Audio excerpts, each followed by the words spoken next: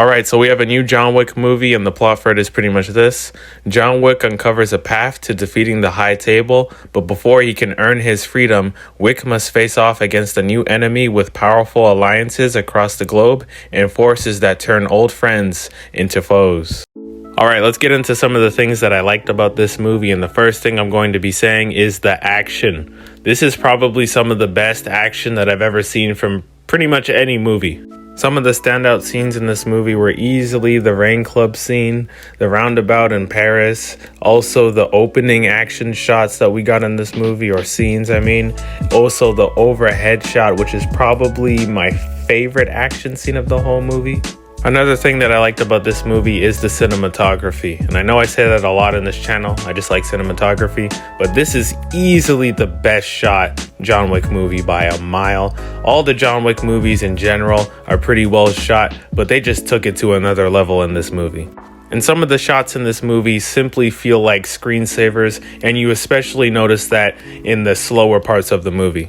Another thing that I like about this movie is the acting, and pretty much everyone that you expect to be great in this movie is great, whether that's Keanu Reeves, whether that's Lance Reddick, rest in peace to him as well. Lawrence Fishburne is pretty good in this movie, although he isn't really in this movie that much. I know in the John Wick movies that he's a supporting character, but in this movie he's pretty much like non-existent. And I could probably count the amount of scenes that he's in with one hand. But the standouts in this movie were actually the new additions that we got, which was Shamir Anderson as the tracker. And by the way, if you're Canadian, then you probably recognized him as Chris from The Next Step if you grew up watching that show.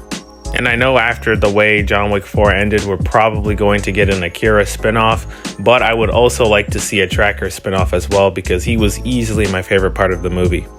He felt like the most normal guy in this John Wick universe, which isn't really saying that much because of how weird and, twisted this universe is. But for this universe, he actually felt like a grounded and normal human being, even though he's been tracking John Wick for about a couple of years from what we know. The next thing that I liked about this movie is Hiroyuki Sonata, and I liked his dynamic with Rina. I don't really know how to pronounce her last name, so I'm just going to say Rina, but I thought that their dynamic was really well done in this movie. And once again, they're not, especially Hiroyuki Sonata, he's not in the movie that much, but he has a really big impact in this movie. The other thing that I like about this movie is the fact that the pacing is really well done. I've heard a lot of people say that they wished that this movie was cut a couple of minutes short, and I can understand that. But for me personally, I never really felt like the runtime really affected me, even though this movie's almost 3 hours. And you could argue that there are certain scenes that didn't really need to be in the movie, but once again, for me, it never really affected the way that I saw the movie. Alright, let's get into some of my criticisms for this movie. The first one would be that some of the acting in this movie is a bit questionable. I'm not going to say who exactly, but some of the acting was just a bit off, and just some of the writing was a bit corny and a bit too on the nose for me. Another criticism that I have for this movie is the villain that is played by Bill Skarsgård. I thought that for the most part he was fine, but he's not really a standout villain for me, and you never really feel, at least for me, I never really felt intimidated by him.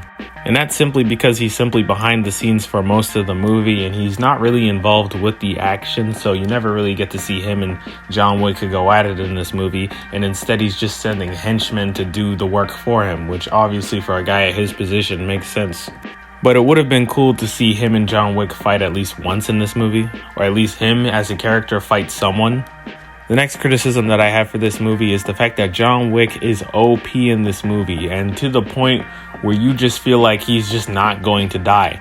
Because there are certain moments where this guy's getting hit by cars, multiple cars by the way, being thrown onto cars, being thrown down stairs, jumping off of buildings, getting shot at, getting cut, and you just never feel like, at least for me, for the most part, you never really feel like he's going to be in any danger.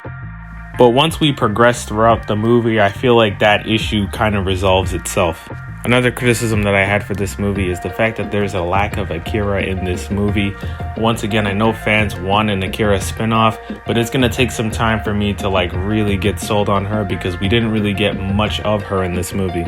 The next thing I want to say is the fact that Donnie Yen's character in this movie, although Donnie Yen was pretty good in this movie, I thought that his character was very predictable. And pretty much since the beginning of the movie, there's a certain scene that happens where a character says something to Donnie Yen, and once you hear that character say it to his character, you know exactly how his arc is going to be for the rest of the movie.